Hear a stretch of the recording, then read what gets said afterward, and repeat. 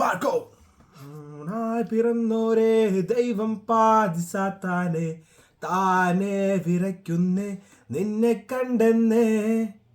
രേഖാചിത്രം ട്രെയിലർ നിന്ന് വരാ അവരുടെ വെൽക്കം ബാക്ക് ടു അവർ ചാനൽ. സംഭവം വന്നിട്ട് രേഖാചിത്രം എന്നുള്ള മൂവിയുടെ ട്രെയിലർ വന്നിരിക്കുകയാണ്. അതായത് ആസിഫ് അലി, അനശ്വര രാജരവരൊക്കെ ഉള്ള പടത്തിന്റെ ട്രെയിലർ വന്നിരിക്കുകയാണ്. അപ്പോൾ ജസ്റ്റ് ഒന്ന് നമുക്ക് കണ്ടു നോക്കാം എങ്ങനെയുണ്ടെന്ന്. ഇപ്പോൾ 10 മണിക്ക് വന്നതാണ് രാവിലെ. ഓക്കെ,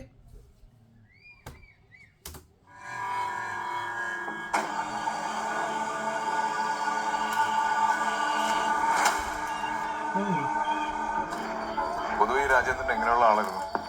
ജീവിതത്തിൽ എന്ത് കിട്ടിയാലും തൃപ്തിയില്ലാത്തൊരു മനുഷ്യൻ. ഞാനാ സാറെ വിളിച്ചിട്ടില്ല. അവിടെ മാത്രമല്ല വേറെ പല സ്ഥലത്തും വിളിച്ചിട്ടുണ്ട്.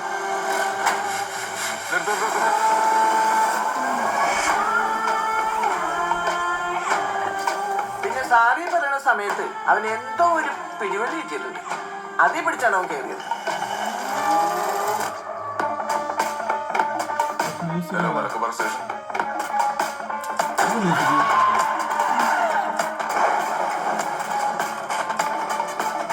ചെറിയ ആവേശമുണ്ടല്ലോ. ആവേശമല്ല സാറേ, ആവശ്യം. ചില പോലീസ് ഓഫീസേഴ്സ്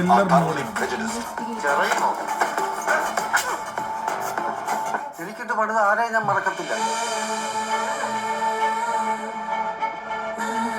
സിനിമ ഓരോരുത്തർക്കും എന്തെങ്കിലുമൊക്കെ കരുതി വെച്ചിട്ടുണ്ടാവും. സിനിമയില് മാത്രല്ല, ജീവിതത്തിലും അവൾ നല്ലൊരു നടിയായിരുന്നു. അവൾ വന്നുപോയ വഴികളിലെല്ലാം ശേഷിക്കുന്നത് ശവശരീരങ്ങളാണ്. ഒരുപക്ഷെ ഇനി മരിച്ചു വീഴുന്നത് ഞാനായിരിക്കാം.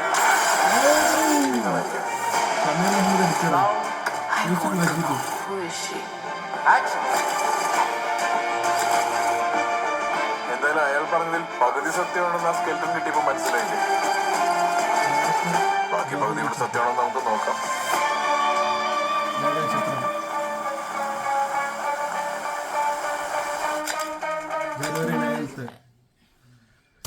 നമ്മൾ ട്രെയിലർ കണ്ടിരിക്കുകയാണ്. നല്ലൊരു എന്താ പറയുക, investigation thriller that type of മോഡായിരുന്നു പടത്തിന്റെ. മീൻസ് ട്രെയിലർ കാണുമ്പോൾ 2 മിനിറ്റുള്ള കൊള്ളായിരുന്നു. മീൻസ് അതായത് ഒരു ഇൻവെസ്റ്റിഗേഷൻ ആ ഒരു ടൈപ്പ് പിടിച്ചിരിക്കണത്.